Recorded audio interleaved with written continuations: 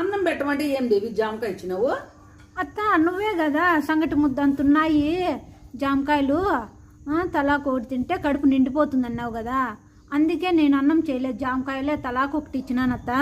అంటే ఇప్పుడు అన్నం చేసిండేదా? అవునత్త చేయలే అత్త, నువ్వే కదా సంగటి ముద్ద అంతున్నాయి అన్నావు కదా. అంటే ఒక జామకాయ తింటే కడుపు నిండుతుంది, సంగటి ముద్ద అంతున్నాయి ఒకటి అన్నాను.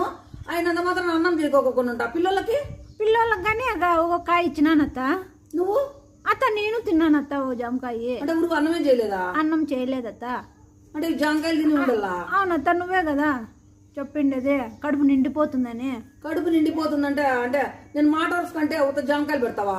అత్త నువ్వే కదా సంగటి ముద్ద అంతున్నాయి అన్నావు కదా, అందుకే.